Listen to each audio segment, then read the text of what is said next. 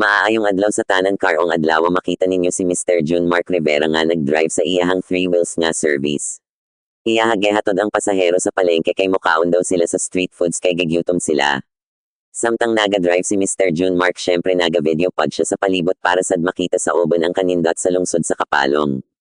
Karon nga panahon na si Mr. June Mark Rivera kay wala pay trabaho kay naapa problema sa iyang thesis sa college. So iyaha ginahimo mag-drive una siya sa iyaha 3 wheels nga ligid para makakwarta gamay. Usahay pod nagakargador siya og may sa iyaha boss silbi sideline niya. Pero biskanon ani si Mr. June Mark Rivera of course naapad siya plano siguro.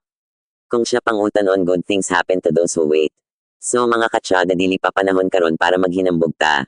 Lingin ang kalibutan mau stay humble lang, sukol kung dili masabtan o pailab kung makaya pa, so sa mga nagtano karon dagan judgmental nga tao sa kalibutan pero okay rana, para pod na ato inspiration para maning kamot, og maulang guro na ang ma-share ni Mr. Chada June Mark Rivera Chada. Please don't forget to click the thumbs up button. Sa sunod educational na pod ang i-share ni Mr. June Mark Rivera Chada para sa namo mahibalan. So good luck and God bless you all. Maayong adlaw sa tanan karong adlaw makita ninyo si Mr. June Mark Rivera nga nag-drive sa iyahang 3 wheels nga service.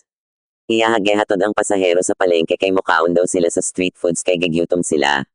Samtang naga-drive si Mr. June Mark syempre naga-video pod siya sa palibot para sad makita sa uban ang kanindot sa lungsod sa Kapalong. Karon nga panahon na si Mr. June Mark Rivera kay wala pay trabaho kay naapa problema sa iyang thesis sa college.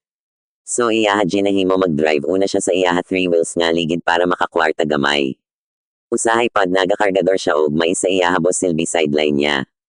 Pero biskanon ani si Mr. June Mark Rivera of course naapad siya plano siguro. Kung siya pangutan on good things happen to those who wait.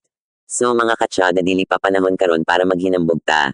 Lingin ang kalibutan mau stay humble lang, sukol kung dili masabtan o pailab kung makaya pa, so sa mga nagtano karon dagan judgmental nga tao sa kalibutan pero okay rana, para pod na ato inspiration.